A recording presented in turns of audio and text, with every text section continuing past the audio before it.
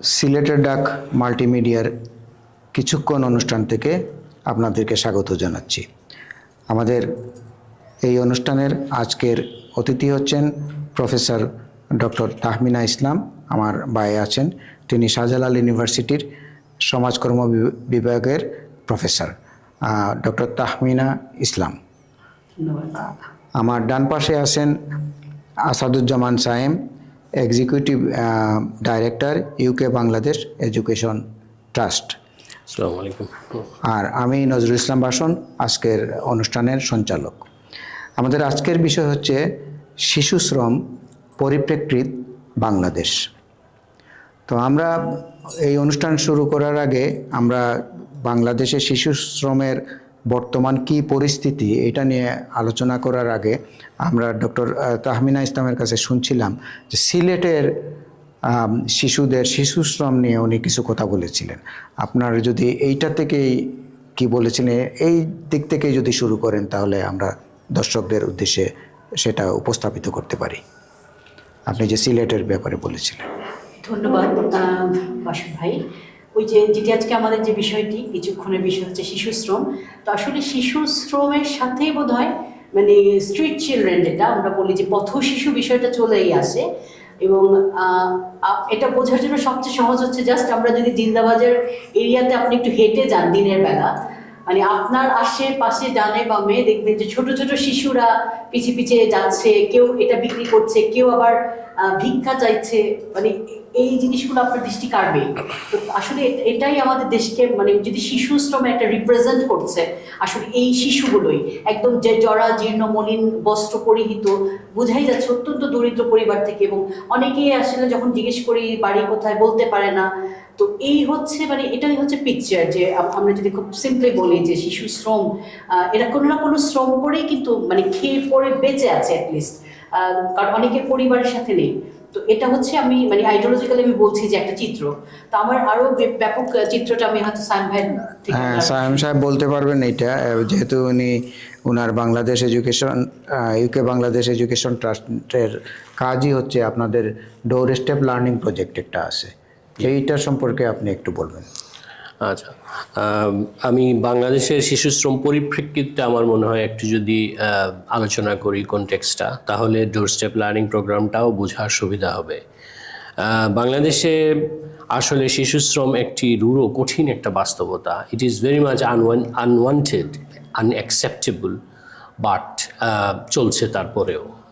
অনেক প্রচেষ্টা চলছে, অনেক ধরনের উদ্যোগ নেওয়া হয়েছে, কিন্তু তারপরেও বন্ধ হচ্ছে না।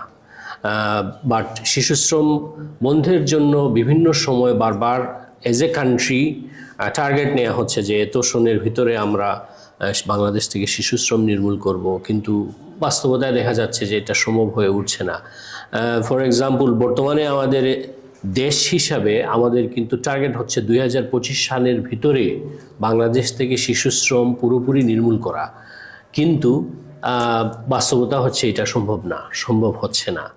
সো এই হচ্ছে এই পরিস্থিতির মধ্যে আমরা আছি। আচ্ছা, আপনি যে বিষয়টা তুলে ধরলেন যে শিশু শ্রম বন্ধ হচ্ছে না, এইটার কারণ কি? আচ্ছা, বন্ধ হচ্ছে না কারণটা বুঝতে হলে প্রথমে আমাদেরকে জানতে হবে আসলে শিশু শ্রমের কারণটা কি। হ্যাঁ, শিশু শ্রমের কারণটা কিন্তু যদি আমি বলি রুট কজ, হ্যাঁ, রুট কজটা কিন্তু ভেরি মাচ ডিপ, খুবই গভীরে। হ্যাঁ, এখানে কিছু আমরা যেটা আমাদের ভাষায় বলি, কিছু আছে পুশ ফ্যাক্টর, কিছু আছে পুল ফ্যাক্টর। পুশ ফ্যাক্টরটা হচ্ছে আপনার পরিবারের দরিদ্রতা, আমাদের সোশ্যাল সিকিউরিটি সেফটি নেট যেটা, সেটার অপ্রতুলতা। হ্যাঁ, পাশাপাশি আমাদের এডুকেশন সিস্টেমটাও অনেকটা দায়ী। সো অল টুগেদার সব কিছু যদি আমরা দেখি, poverty is the root of all the evils. আসলে কিন্তু দারিদ্রতার কারণেই শিশু শ্রম, বাট দরিদ্রতাই অ্যাবসেন্ট অফ, এখানে কিন্তু দারিদ্রতা বলতে আমি শুধু বুঝাচ্ছি না অ্যাবসেন্ট অফ মানি, এইটা না, আরও অনেকগুলা রিজন এইটার সাথে জড়িত আছে।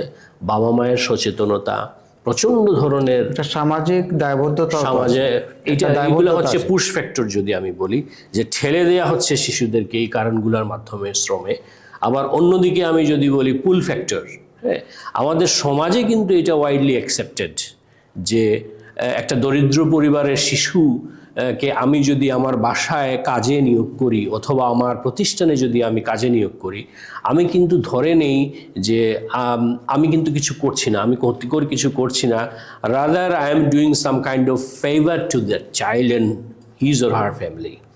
সেটা হচ্ছে আমাদের মাইন্ডসেট, সামাজিক যেটা আমরা বলি, যদি আমাদের যে মনোবৃত্তিক যে আমরা ধারণা শিশু শ্রম সম্পর্কে আমরা এখানে আলাপ করছি, আমরা we are considering it age negative phenomenon, but বাস্তবে কিন্তু এমপ্লয়ার যারা আছেন শিশু শ্রমের, ওনারা মোটেই এটাকে নেগেটিভলি দেখেন না, এটাকে নেতিবাচক কোনো বিষয়ই মনে করেন না। ওনারা মনে করেন হচ্ছে এইটা আমি এমপ্লয় করার মাধ্যমে ওর প্রতি আমি এক ধরনের করুণা করছি, I am doing some kind of favour. So বিভিন্ন কারণ আসলে এটার সাথে জড়িত আছে। আমি একটু ডক্টর তাহমিনার কাছে যাচ্ছি। সায়েম সাহেব যেটা বললেন এর সাথে মিল রেখেই আপনার কাছ থেকে আমি জানতে চাইব যে শিশু শ্রম বন্ধে প্রধান বাধা কি কি হতে পারে আপনার দৃষ্টিতে? প্রথমত হচ্ছে যে সায়েম ভাই বলছিলেন যেটি যে শিশু শ্রম 25 সালের মধ্যে বন্ধ করতে চাচ্ছেন। তো আসলে আমার কাছে মনে হয় যে শিশু শ্রম বন্ধের জন্য যে ধরনের অ্যারেঞ্জমেন্ট দরকার, এর যে কিছু কারণ তিনি বলেছেন, আসলে আমরা যদি ওইগুলোকে রিমুভ না করতে পারি, তাদেরকে স্বাভাবিক একটা জীবন দিতে না পারি, সেটা না করেই আমরা শিশু শ্রম যদি বন্ধ করে দিই, এটা হিতে বিপরীত হতে পারে ওইভাবে আইন করে কড়াকড়িভাবে। কারণ আপনি দেখেন, বিশেষ করে আমি বলবো যে করোনার পরবর্তীতে, আমি বারবার সিলেটের কথা বলছি, আমাদের যেহেতু প্রোগ্রামটি সিলেটেই হচ্ছে, আমার বাসা উপশহরে, আমি এমন কোনো মানে সুপার শপ আছে বা শপগুলো আছে, আমি এমন কোনো শপে যেতে পারি না যে সামনে বাবা মা সহ অনেকগুলো বাচ্চা কাচ্চা নিয়ে তারা ভিক্ষা করছেন, তারা হাত পাচ্ছেন। আমার মাঝে মাঝে মনে হয় যে এই বাচ্চাগুলোর কি লেখাপড়ার অধিকার নাই? মানে কোনো কি ওয়ে নাই, কেউ কি দেখার নাই? আমি সমাজসেবার নিবাসটাকে একবার প্রশ্ন করেছিলাম যে দাদা, এই বাচ্চাগুলোকে আপনারা কিছু একটা করেন।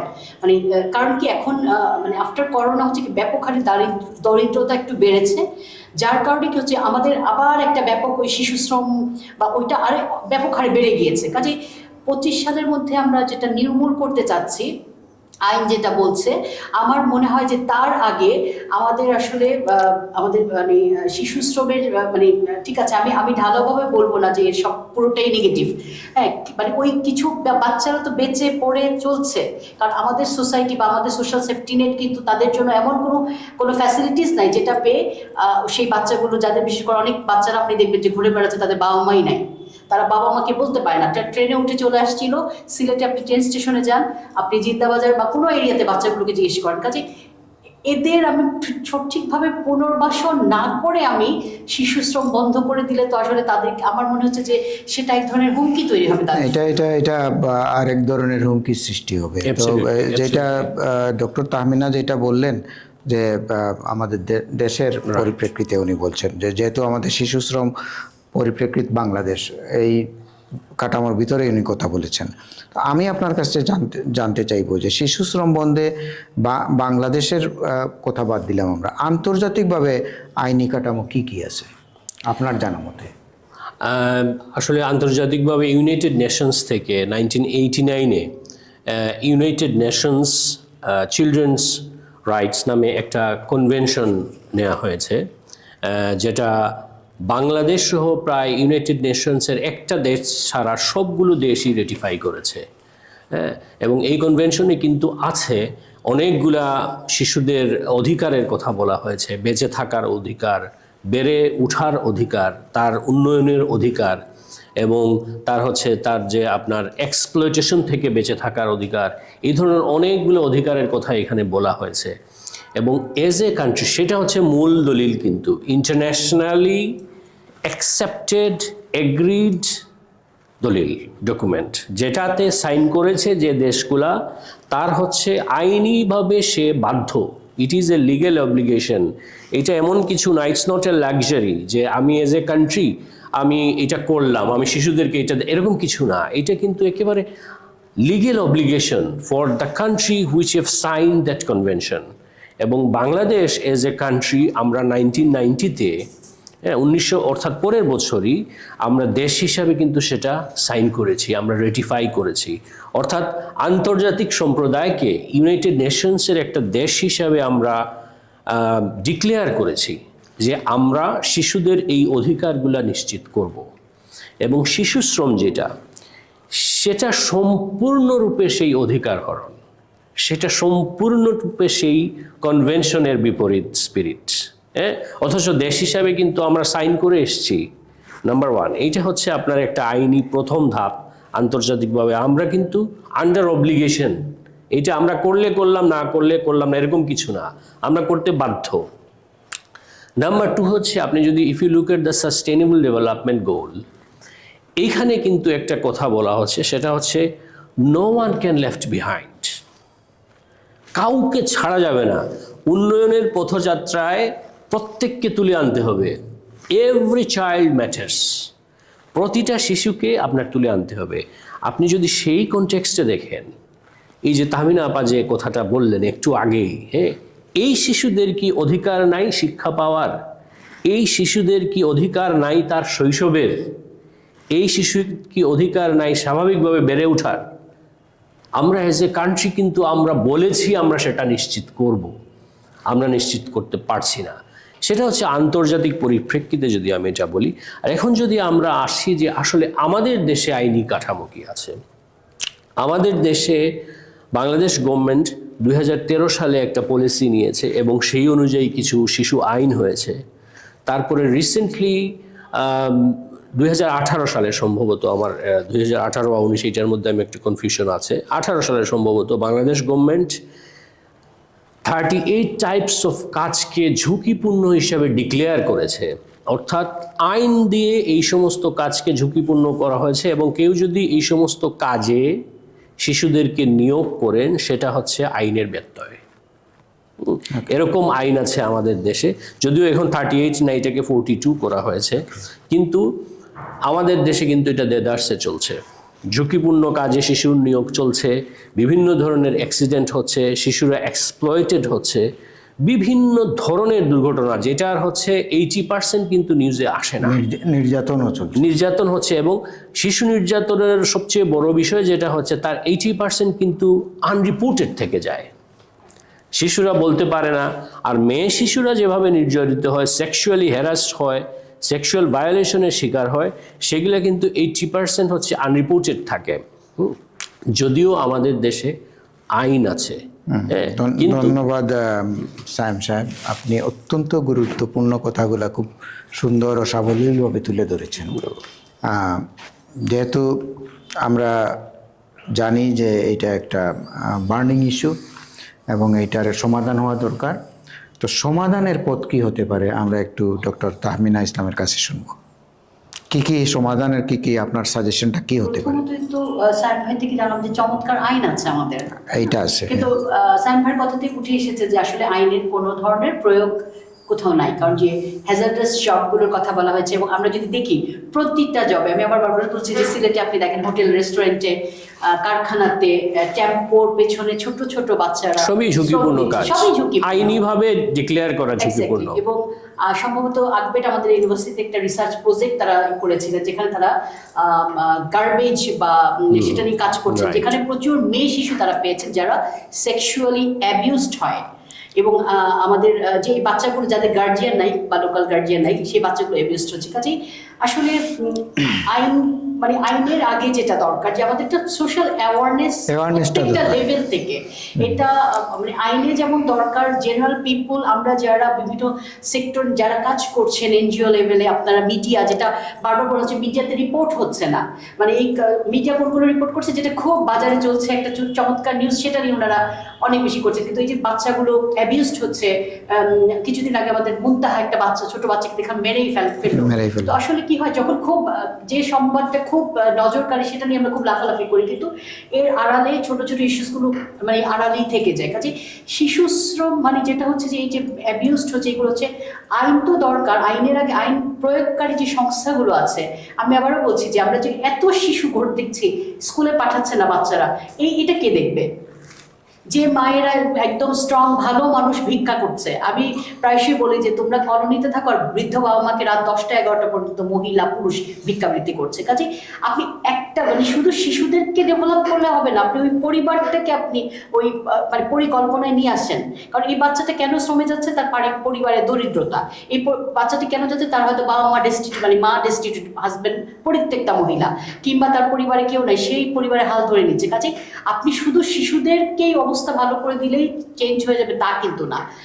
এবং আপনি টোটালি ধরতে হবে রূপ থেকে, যে তার মানে একটা দরিদ্রতার মানে দূরকরণ, তার সাথে শিক্ষাটাকে সার্বজনীন শিক্ষা, শিশু মানে এটার অল্টারনেটিভ কি হতে পারে শিশু শ্রমে না, যে এই বাচ্চার জন্য আমরা স্টাইপেন্ডটাকে আমরা আরো ওয়াইড রেঞ্জে নিয়ে যাই, আরো এটার পরিসর বাড়াই, যাতে প্রতিটা বাচ্চা ওই স্টাইপেন্ডের জন্য হলে স্কুলে যায়, তার শিক্ষাটাও নিশ্চিত হবে, পাশাপাশি তার পরিবারে একটা অর্থের যোগান হবে, ফলে সে ওই ভিক্ষাবৃত্তি বা শিশু শ্রমে যাবে না।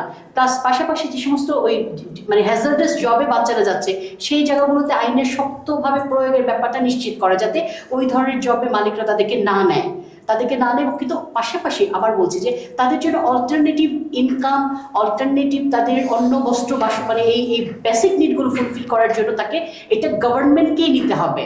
আমাদের দেশে গভর্নমেন্টকে এই মানে এটা খুব কঠিন না, আমি কোনো একটা পরিসংখ্যান এই মুহূর্তে আমার মনে আসছে না, এই বাচ্চাগুলোর সংখ্যা আসলে খুব বেশি না, চাইলেই সরকার পারবেন, অসম্ভব কিছু না। Thank you doctor Tahmina. আমরা অনুষ্ঠানের প্রায় শেষ পর্যায়ে চলে এসেছি।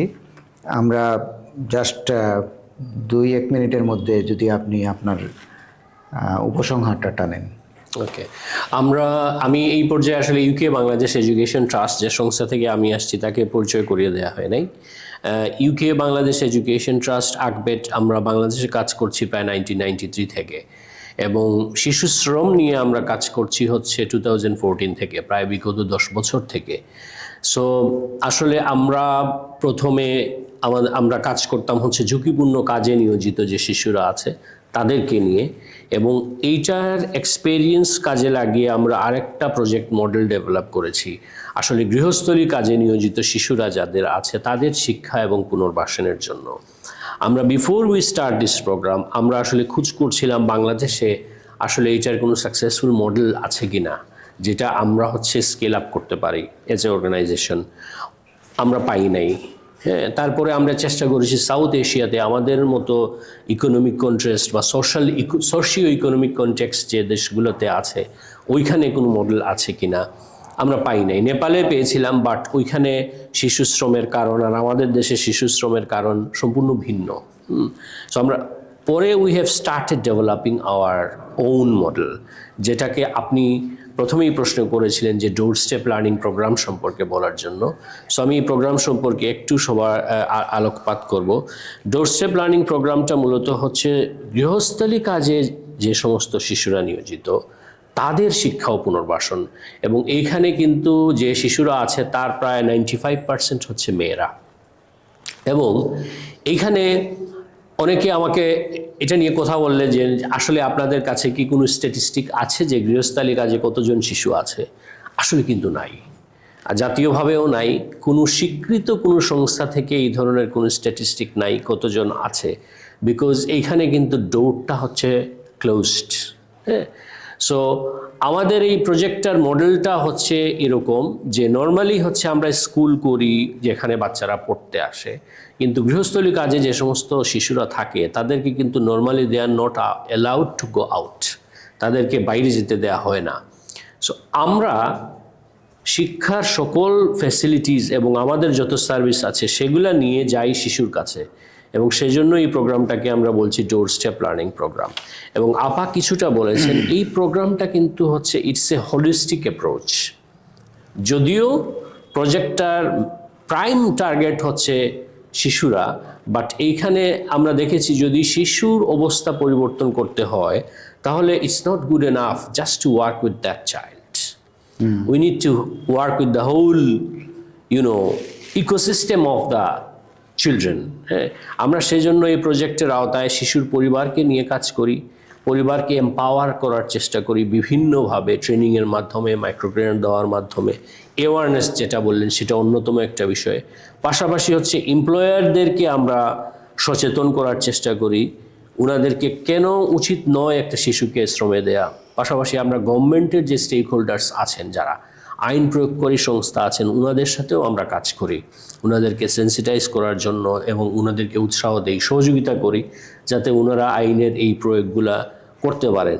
So door step learning programme মূলত হচ্ছে absolutely it is only for the children who are engaged in domestic labour, এবং এটার অ্যাপ্রোচটা হচ্ছে হোলিস্টিক, Thank এবং you. It's not about education, it's education and rehabilitation. এবং thank you very much Tahmina আপা, উনি আমাদের আসলে অ্যাডভাইজার। থ্যাংক ইউ সায়েম, আপনি খুবই সুন্দরভাবে মূল কথাগুলোই বলেছেন, এবং আমরা এ নিয়ে আরও সিরিজ অফ প্রোগ্রাম করার ইচ্ছা রাখি, কারণ এটা এত স্বল্প সময়ে আমাদের কমিউনিটির কাছে পৌঁছাবে না। আরও ভালোভাবে, আরও সংগঠিতভাবে আমরা এটা আমাদের কমিউনিটির কাছে পৌঁছাবো। আমি এখন আপনার কাছ থেকে জাস্ট সংক্ষিপ্তভাবে কিছু শুনবো, শুনে আমরা অনুষ্ঠানের একেবারে শেষ পর্যায়ে চলে এসেছি। আসলে আজকের আলোচনার যদি আমরা সামারি বলি, যে আমরা শিশু শ্রম নিয়ে কথা বলছিলাম, আর সেই সাথে সিলেটে আকবের বা সায়েম ভাই যে প্রতিষ্ঠানে কাজ করছে, আসলে তারা খুব চমৎকারভাবে তারা এক একটা সেক্টরকে আইডেন্টিফাই করে ওই জায়গাতে তারা ইন্টারভেন করছেন। এবং আমি আসলে তাদের সাথে, আমি যেহেতু শাহজালাল ইউনিভার্সিটিতে আছি, আমার সাবজেক্টই সোশ্যাল ওয়ার্ক, আমি তাদের সাথে মানে খুব কাছ থেকে তাদের কাজগুলো দেখি। এবং সবচেয়ে বড় যে কথাটা আসলে আমার ভেতরে লালন করতে হবে, আমি যেটা কমিটমেন্ট দিচ্ছি সেটা যদি আমার ভেতরে না থাকে, সেই কমিটমেন্টটা ভেতরে লালন না করতে পারলে ওই কাজে কোনোদিন সাকসেস আসবে। যতই আইন করি, যতই প্রজেক্ট নিয়ে আসি না কেন, তো আমার কাছে মনে হয়েছে যে শিশু শ্রম বন্ধে আসলে আমার প্রতিটা স্তরের মানুষের ভেতর থেকে এটা লালন করতে হবে যে না, আমরা আসলে মানে শিশু শ্রমটা বন্ধ করতে চাই, এবং শিশুদের কল্যাণে যা যা করণীয়, যা যা করা সেটা করার এখনই সময়। তাহলেই আসলে অ্যাট এ টাইম আমরা তাদের জন্য ভালো কিছু করা, এবং শিশু শ্রম ক্রমান্বয়ে বন্ধ হয়ে আসবে। এটা যে রাতারাতি তা কিন্তু না। তো সেই প্রত্যাশাই থাকলাম। Thank you doctor Tahmina. Taranga TV এবং সিলেটের ডাক মাল্টিমিডিয়ার পক্ষ থেকে আপনাদের দুজনকেই অসংখ্য ধন্যবাদ। আমরা সিলেটের ডাক পত্রিকাটা আপনারা সকলে জানেন, প্রায় 41 বছর ধরে সিলেটের মাটি ও মানুষের কথা বলছে। এখন আমরা একটু যাচ্ছি নতুন প্রযুক্তির সাথে, আরও ওয়াইডার অডিয়েন্সের কাছে আমরা যাচ্ছি, এবং আমরা এইভাবে সিলেট যেহেতু পরিপ্রেক্ষিত বাংলাদেশ, কিন্তু সিলেটের ব্যাপারে কিন্তু এই ধরনের অনুষ্ঠান করার কোনো সুযোগ বোধহয় জাতীয় টেলিভিশনের বা জাতীয় অনলাইন টেলিভিশনের কারোরই সেই সুযোগটা নাই। আমরা সেই সুযোগটা নিচ্ছি, এবং আমরা চাই যে সিলেটের মানুষের কাছে যে সঠিক তথ্যটা যাক, এবং এই ব্যাপারে আমরা ইউনিভার্সিটিগুলোর সাথে আমরা কাজ করতেছি। আজকে শাহজালাল বিজ্ঞান ও প্রযুক্তি বিশ্ববিদ্যালয় থেকে প্রফেসর ডক্টর তাহমিনা ইসলাম এসেছেন, আপনাকে অনেক অনেক ধন্যবাদ। আর ইউকে বাংলাদেশ এডুকেশন ট্রাস্টের পক্ষ থেকে এসেছেন এক্সিকিউটিভ ডাইরেক্টর মোহাম্মদ আসাদুজ্জামান সাহেব, আপনাকে অনেক অনেক ধন্যবাদ। আজকের কিছুক্ষণ অনুষ্ঠান থেকে বিদায় নিচ্ছি। আগামী অনুষ্ঠান পর্যন্ত আপনারা ভালো থাকুন, সুন্দর থাকুন। সকলকে ধন্যবাদ এবং শুভেচ্ছা।